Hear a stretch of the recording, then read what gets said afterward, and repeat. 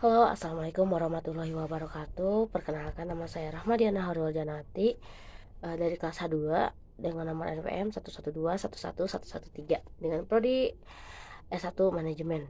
Di sini saya akan memenuhi evaluasi tengah semester dari mata kuliah Manajemen Keuangan. Di sini saya akan memaparkan tentang pengertian dan cara menghitung rasio. Yang pertama ada rasio likuiditas, yang kedua rasio profitabilitas, yang ketiga ada rasio solvabilitas, serta yang keempat ada rasio aktivitas. Yang pertama, rasio likuiditas. Rasio likuiditas adalah sebuah menteri keuangan yang digunakan untuk mengukur kemampuan debitur untuk melunasi kewajiban atau utangnya yang dimilikinya. Rasio likuiditas yang bisa diartikan sebagai perbandingan antara aktiva lancar dengan pasiva lancar dalam sebuah perusahaan.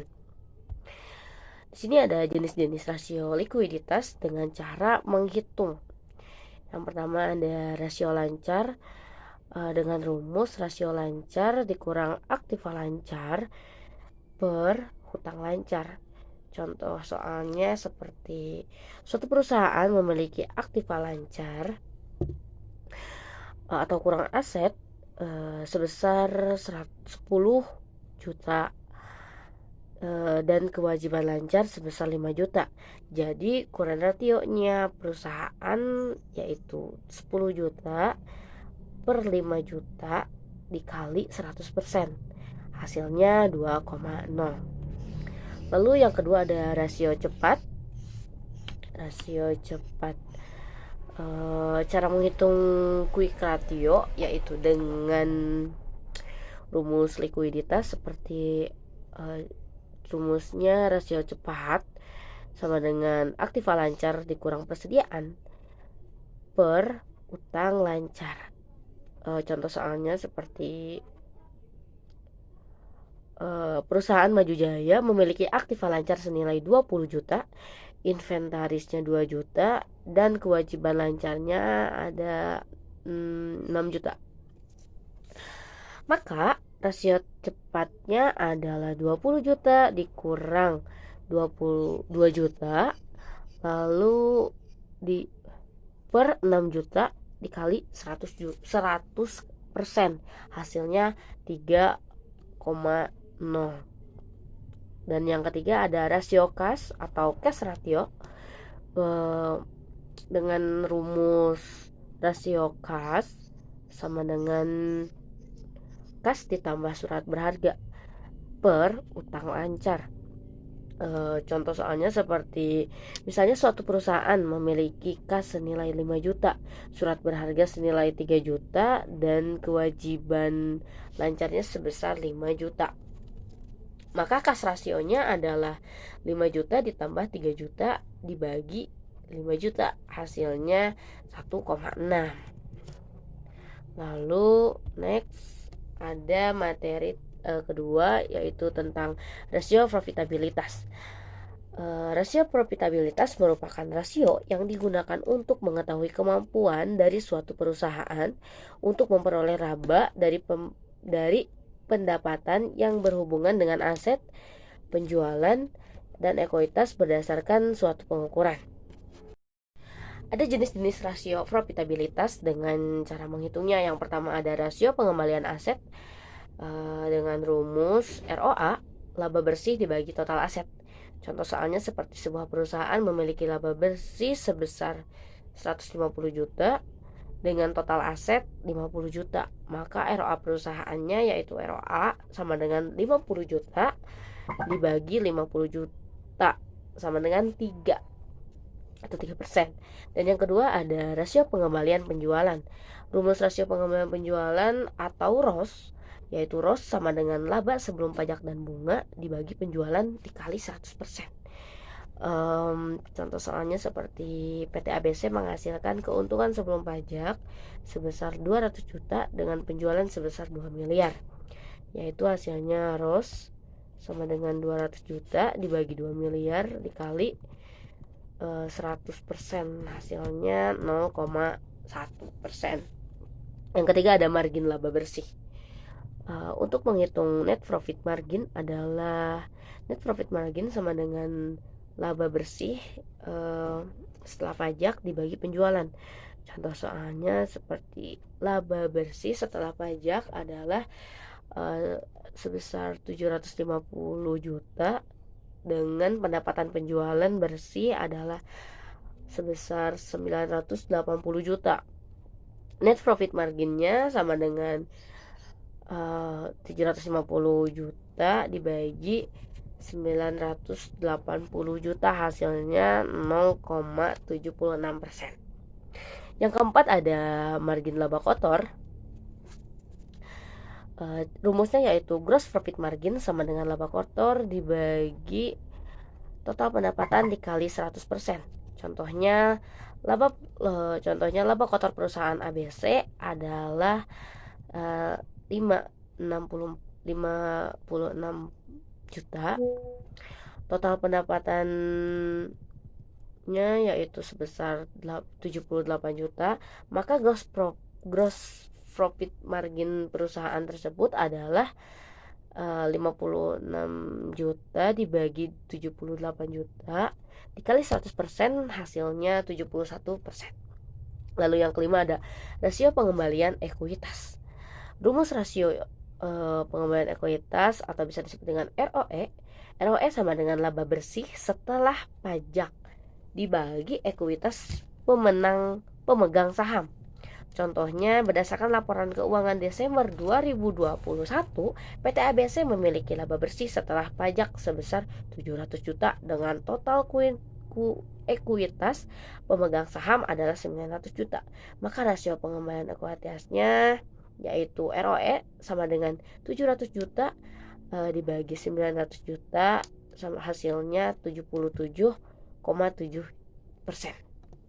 Lalu ada yang terakhir yaitu yang keenam, pengembalian modal yang digunakan yaitu rumusnya ada dua, ada ROC atau ROCE sama dengan laba sebelum pajak dan bunga dibagi modal kerja. Ada ROC sama dengan laba sebelum pajak dan bunga dibagi total aset dikurang kewajiban. Lalu ada laba bersih sama dengan 19 juta, total asetnya ada 15 juta, kewajiban ada 7 juta. ROC sama dengan 19 juta per 15 juta dikurang 7 juta, hasilnya yaitu 19 juta dikurang 19 juta per 8 juta, hasilnya yaitu 2 kali. Oke, materi ketiga ada rasio solvabilitas. Rasio solvabilitas merupakan suatu rasio yang berfungsi menilai kemampuan perusahaan dalam melunasi semua kewajiban, baik dalam jangka pendek maupun jangka panjang, dengan jaminan aktiva atau kekayaan yang dimiliki perusahaan sehingga perusahaan tersebut dilikuidasi atau ditutup. Ada jenis-jenis rasio solvabilitas dengan cara menghitungnya. Yang pertama ada rasio debt to asset, yaitu rumus rasio debt to asset debt ratio sama dengan total utang lalu dibagi per utang aset dikali 100%. Sebuah perusahaan memiliki, ya ini contoh soalnya seperti sebuah perusahaan memiliki atau mempunyai total uang yang belum dibayar sejumlah 215 miliar dengan memiliki aset sebesar 200 miliar. Berdasarkan informasi tersebut, maka perhitungan rasio D per A adalah yaitu utang dibagi aset sama dengan 215 juta miliar dibagi 200 miliar, hasilnya 1,075. Lalu yang kedua ada rasio debt to equity.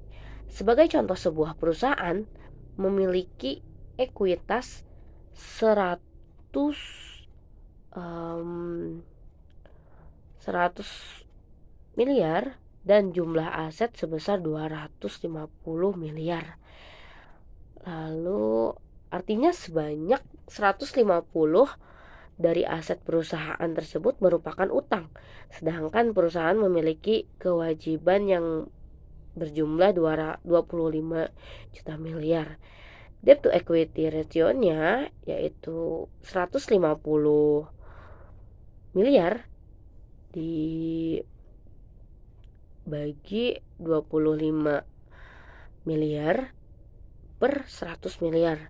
Hasilnya 175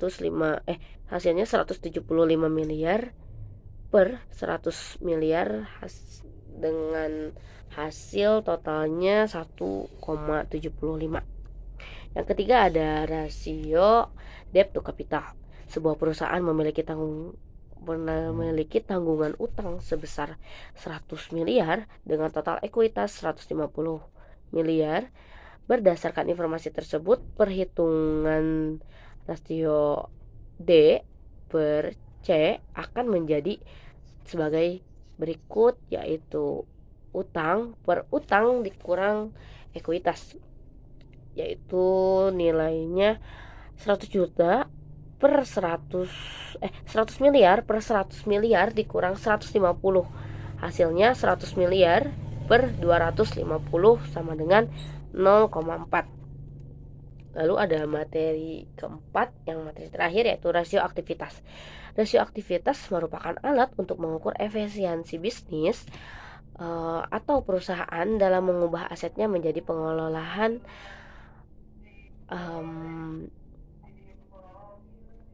Nilai yang diperoleh dari rasio aktivitas ini menunjukkan apakah suatu perusahaan mampu mengembalikan asetnya menjadi penjualan dan menghasilkan kas. Di sini ada jenis-jenis rasio solvabilitas dan cara menghitungnya.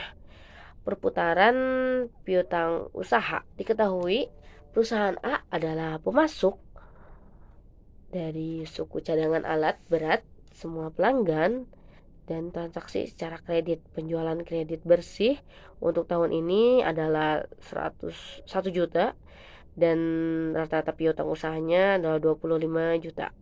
Perusahaan piutang usaha sama dengan penjualan kredit bersih dibagi rata-rata piutang. Perputaran piutang usaha sama dengan 1 juta dibagi 25 juta. Perputaran piutang usahanya yaitu 4 juta. 4 yaitu ada. Lalu ada perputaran persediaan. Untuk contoh berikutnya, diketahui harga pokok penjualan dari perusahaan adalah 10 juta dan rata-rata biaya persediaan senilai 5 juta.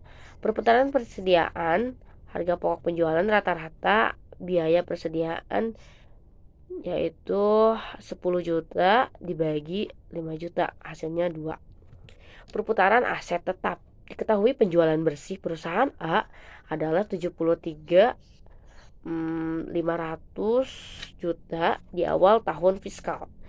Total aset tetapnya senilai 25.500 juta.